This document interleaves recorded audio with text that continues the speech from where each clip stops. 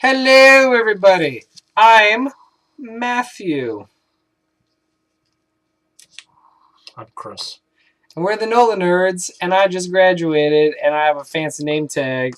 Why not? Hey, let me be excited. Be excited. So, this is the slightly delayed April episode of our organic, ever-growing Game of the Month, Game of the Year list. Chris got sick last week, so it turns out he's a big babby and needs to rest and relaxation. I don't know, it's crazy. I had fluids and sleep. Yeah, so we're back about a week later. So we are here to talk about the games that we've added in the month of April to our top 10 list. And before we jump into it, why don't we recap the rules? How about that? Whatever. Go for it. So, rule number 1, has to be released in 2015.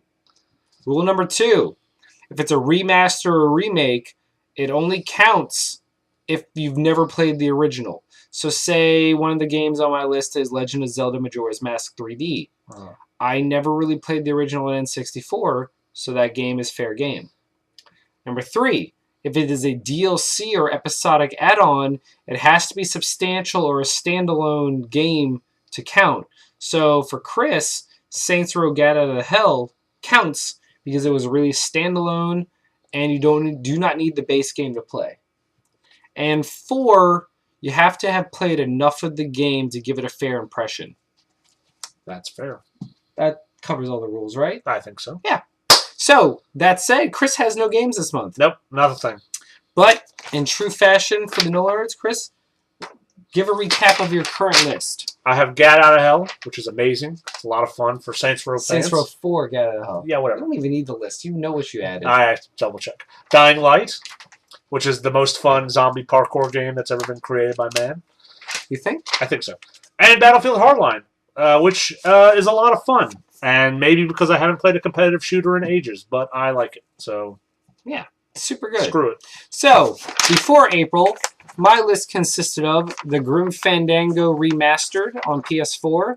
As a huge adventure game fan, it was always like a black mark on my resume that I had never played Grim Fandango, known as like one of the best games by Tim Schafer. And so I was so thrilled when they finally announced that they were remaking it for PlayStation. And I got a platinum, and I played the hell out of that game, and I loved it. I mean, it's an adventure game. There's a reason it's known to be a classic. After that, I had the Order 1886, which I think might be the most controversial game I ever added to my list because you either love it or you hate it. The internet is so vocal about its feelings about this game. The internet has no middle ground. Oh my god, there is no middle. There's never anybody that goes like, I thought it was okay. It's always, this is the best game ever made, or this game is the reason that babies are killed. Like, yeah. I don't know. There's never a middle ground. That's what I heard. So the Order 1886. Now, full disclosure, I don't expect that game to survive till the end of the year to make the top 10. Like, there's just so many other games on the horizon. But at the moment, it's on the list. I think it deserves it. Yeah. Legend of Zelda Majora's Mask 3D. Never really played the original. Actually, I played just enough as a kid that I hated it, but everyone talked so highly about it, I thought I deserved a second chance. Got on the 3DS, 100%ed it. It's on the list. Okay. Ori and the Blind Forest and Axiom Verge, a double dose in March of phenomenal Metroidvania styled games. The edge, obviously, for me goes to Axiom Verge. That is, right now, one of my favorite games, not only of 2015, but in recent memory. God, it's so good.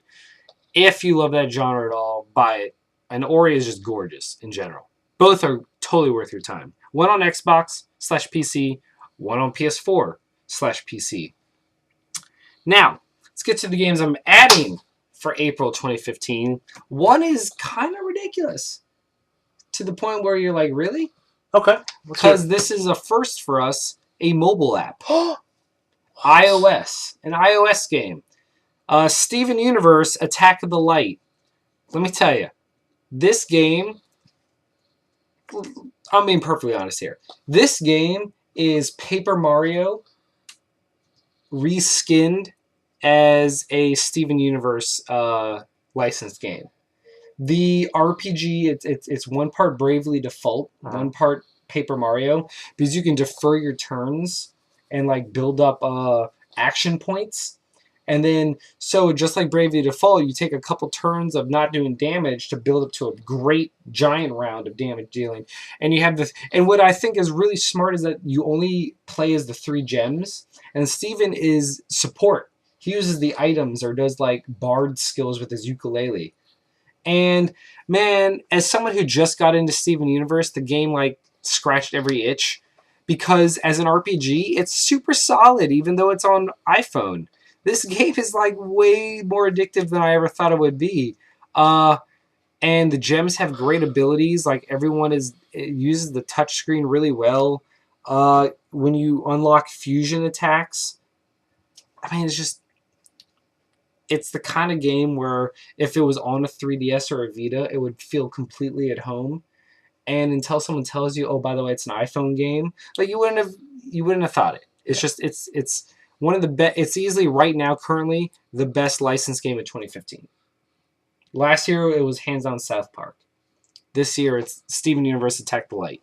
If you have an iPhone or an iPad, give it a shot. And you have definitely worth it. And there's some memory on either device. You nerd.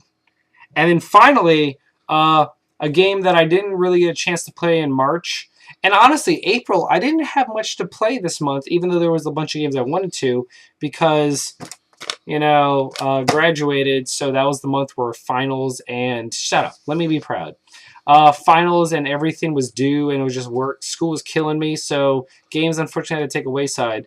But the final game I'm adding is Final Fantasy Type 0 HD for PlayStation 4. And then, full disclosure, right off the bat, just like the order, I'll be very shocked if this game survives the cut till the end of the year. Uh-huh. But as it stands, it had several really good things going for it. One was adapting the Final Fantasy tropes to a war story. Gritty. Yeah, like a really gritty, violent war story. Like just the whole concept of summons and Magitech armor and all that stuff was really well done. The concept that if you wanted to summon an Eidolon, like a summon, the summoner sacrificed their life to bring them. Mm-hmm. So there was an entire group of kids at this academy who were basically doing suicide missions. They would summon one of the greatest things is when they finally summon Alexander, and it takes an entire crew, like an entire class of kids killing themselves to do it. And it's like that's the kind of stuff that is just it puts in a war perspective. Like there's their version of the atomic bomb is the Ultima bomb.